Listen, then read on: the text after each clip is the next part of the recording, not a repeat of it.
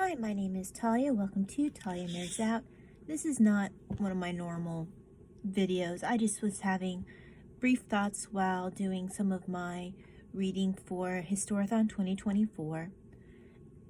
I meant to do a video at some point that was my normal format, a little bit longer, but like I said, I have thoughts based off of some things that I'm reading, and I just want to quickly share them.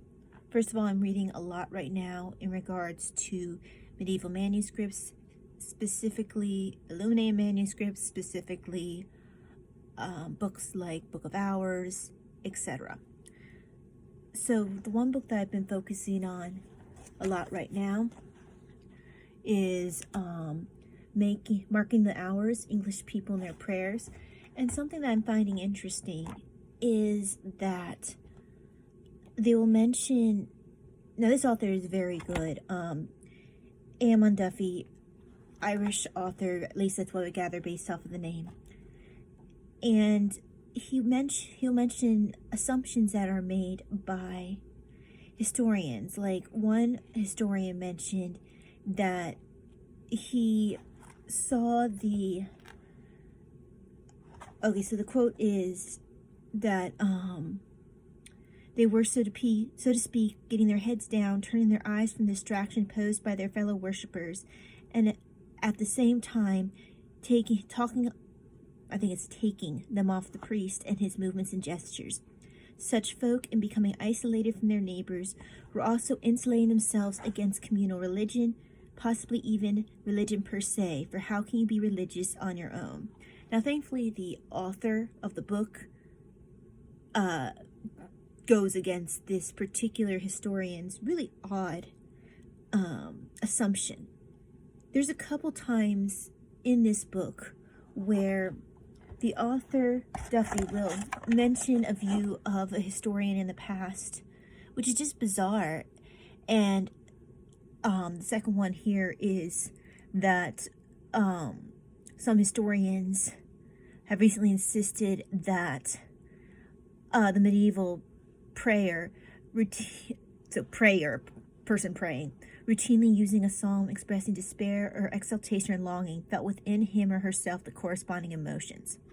And the point is that some historians have recently insisted that this must in fact be so, even though you really can't assume that. And it makes me think or wonder if some of these historians who are making these assumptions bother to search out and speak to people who currently pray the liturgy, the hours, which is part of the core that is in the Book of Hours. So they're mentioning, especially later in the Middle Ages, how at least the core of the Psalter would start to imitate aspects of, for example, the Dominican Breviary.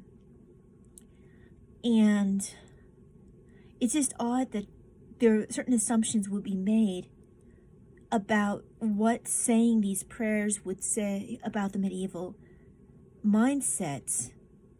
Not the added on prayers, the things that, the people wrote in themselves or their personal prayers. The actual liturgical prayers that are across the board in all the books. It's just interesting what assumptions are made, because the Book of the Dead, the example that was given here, not the Book of the Dead, wow, that's Egyptian. The Office of the Dead that is given here as an example, that's currently used in liturgical prayer today. I've prayed the Office of the Dead semi-frequently. So it's just interesting that there are historians who seem to make assumptions, and they don't necessarily seem to bother to reach out to current day monks, nuns, priests, heck, even lay people who continue to pray these hours. It just seems to be a really odd oversight. And I just wonder what anyone else might think about that, if it's just me who, based on my background of praying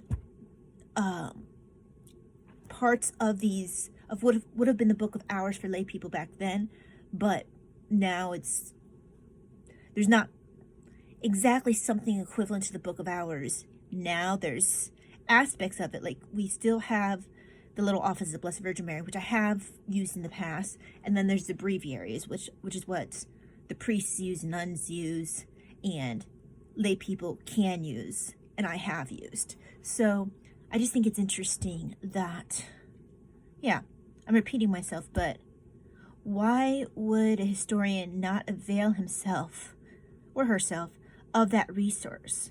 Now, I think that Ammon Duffy maybe this might be making assumptions based off of Irish history, but perhaps there is more of a familiarity with the breviary, the base of the Book of Hours, because of Ireland's history of being Catholic. Even if it might not be as Catholic as it had been in the past, if its history of being so influential in the monastic, in bringing Catholicism, or in that, back then it wasn't called Catholicism because it was all one thing, Christianity.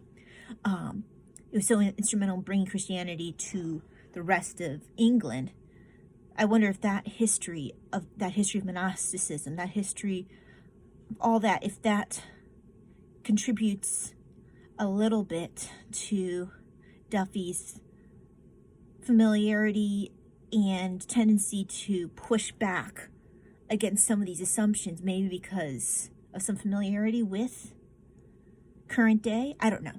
It's just a thought I had, that whenever I read something about Book of Hours or something like that, there just seems to be odd assumptions on the part of historians. But anyway, I'm repeating myself.